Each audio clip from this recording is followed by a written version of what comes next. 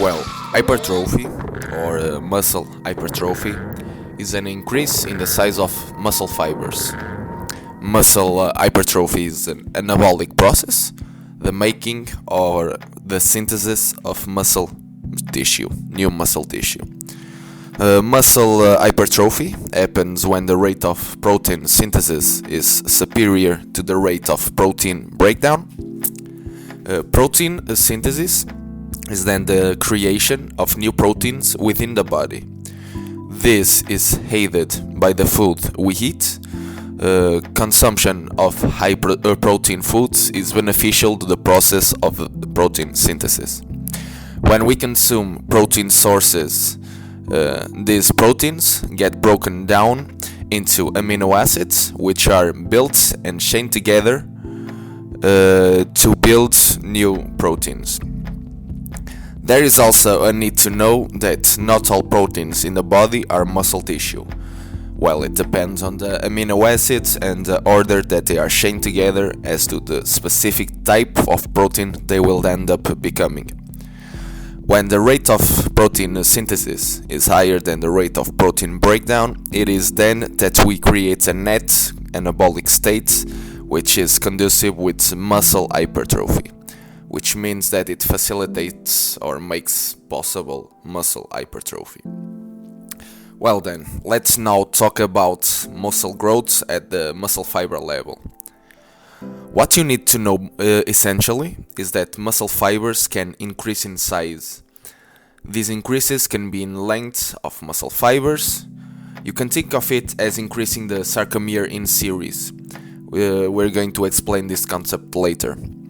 Or increasing the muscle fibers in size, which is then referred to as increasing the sarcomeres in parallel. The increasing of sarcomeres in parallel is the response from resistance training, the sort of training you do at the gym. You also need to know that what is happening inside a muscle fiber. Within a muscle fiber there is a myofibril, which can be thought of as a rod or a unit where muscle contractions take place. Running along the length of the myofibril we have the sarcomeres, and the sarcomere is the specific unit within the myofibril where muscle contractions actually occurs. Resuming, muscles contain bundles of muscle fibers, and these muscle fibers contain myofibrils, which contain sarcomeres. And it is these myofibrils and sarcomeres which are the microscopic part of the muscle where we can look for how muscle growth occurs. Because hypertrophy caused by resistance training happens when there is an increase in the size of the myofibrils and the sarcomeres in parallel. You can think of this like stacking sarcomeres next to each other. Because of this, the volume that a myofibril takes expands, and by consequence, so does the muscle fiber. Like an expanding balloon when you blow air inside of it. That's kind of what it is like, this parallel increase in myofibrils and sarcomeres.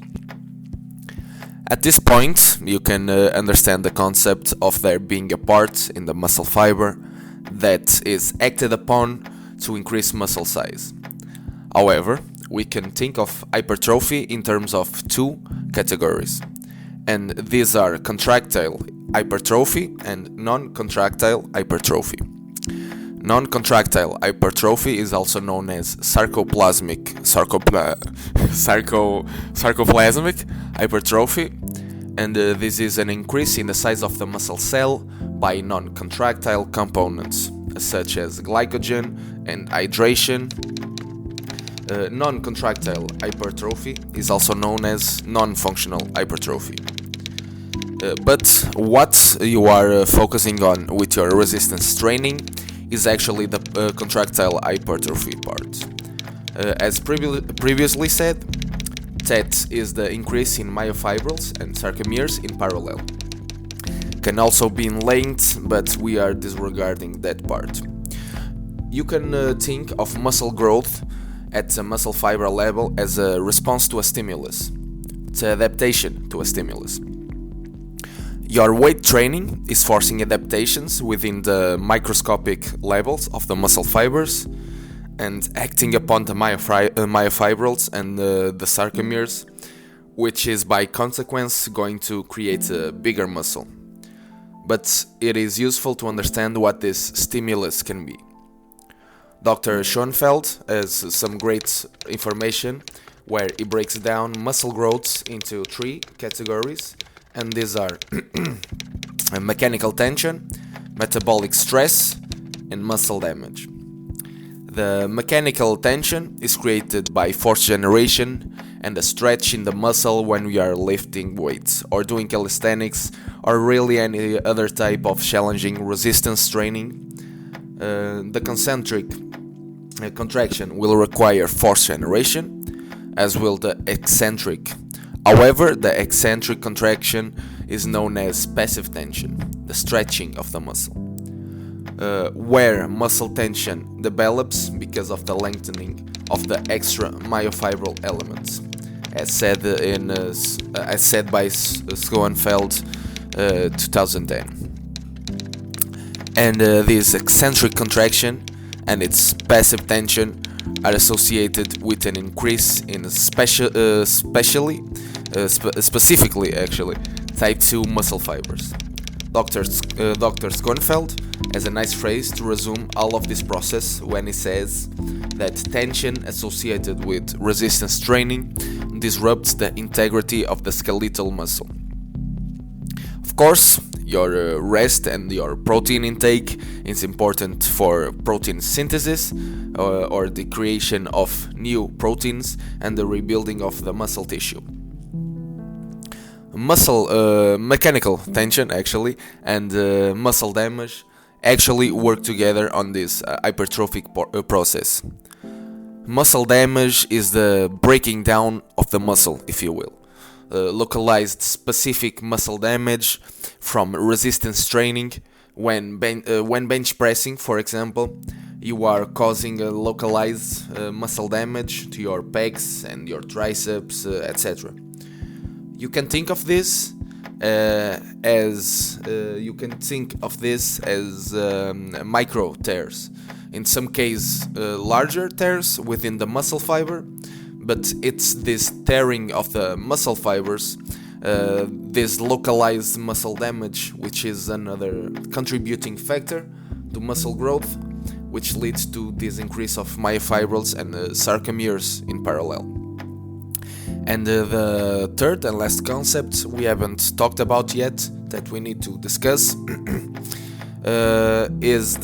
for muscle growth is the metabolic stress, and is very basically is the accumulation of metabolites such as lactate, which by the way does not cause muscle soreness. There is an awesome video by Shredded Sports Science talking about the subject. You should watch it out.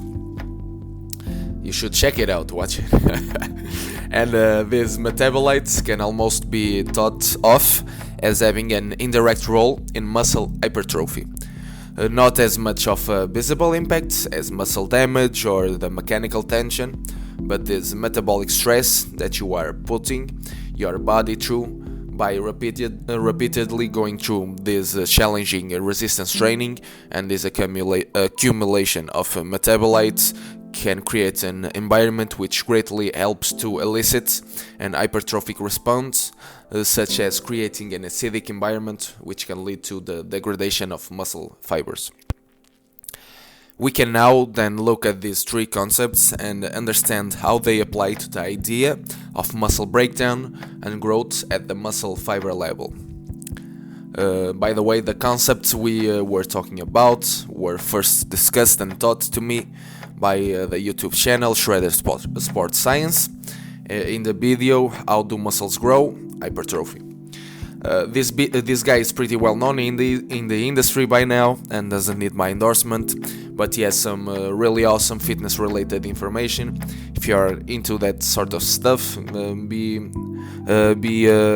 it out. Be well, guys, and all the best. See ya.